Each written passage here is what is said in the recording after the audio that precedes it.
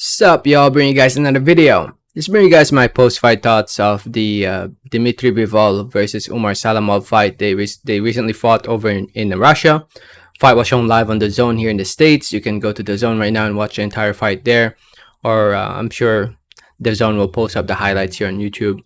Anyway, fight was scheduled for 12 rounds. It went the whole 12 rounds, and Dmitry Bivol successfully defended his WBA light heavyweight title, winning this fight by unanimous decision.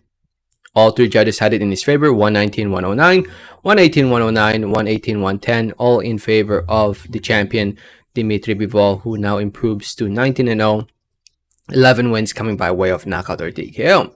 I thought he won every single round. I thought he boxed very good, man. His in and out style, the way he moves and throws his punches from different angles, the speed, his footwork.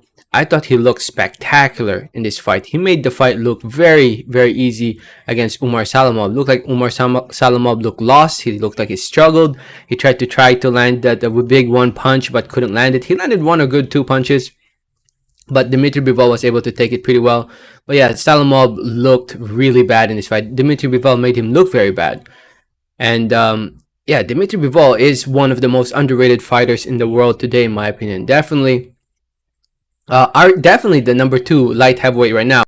And this fight is proof of it. I honestly don't see, I know I said this before the fight in the previous video talking about this fight, I don't really see anyone beating Dmitry Bivol right now at 175 pounds except for Artur Beterbiev.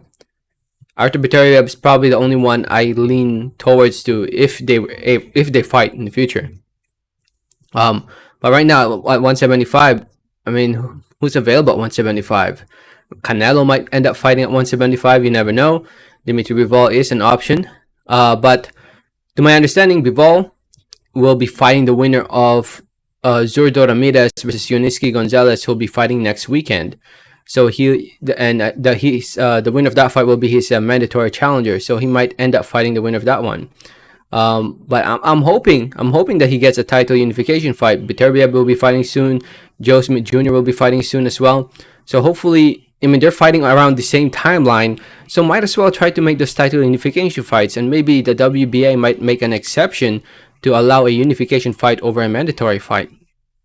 But, you know, it will be hard to make those fights. Beterbiev is with Top Rank and ESPN, same with Joe Smith Jr. So, politically speaking, those are tough fights to make, but it's never impossible. They can make it happen as long as the money works or the money is agreed upon. And here's hoping that we see those fights. I think Joe Smith Jr. might end up fighting Anthony Yard. Artur Beterbiev is taking care of Marcus Brown this month, so the Beterbiev fight might be available. You know, they might as well fight each other. It's a huge fight. That's a big fight over in Russia.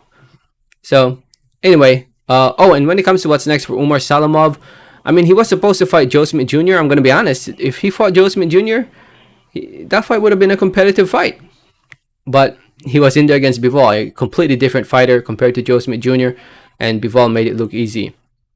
So yeah, Umar Salamov, I guess, just back to the drawing board. Try to get an easy win, try to get back to winning ways, and then try to get back in there in the mix against a top light heavyweight. So anyway, if you saw the fight, let me know what did you think about it in the comments. Thanks for listening. Thanks for watching. And like always, have a great day. Alright, thanks.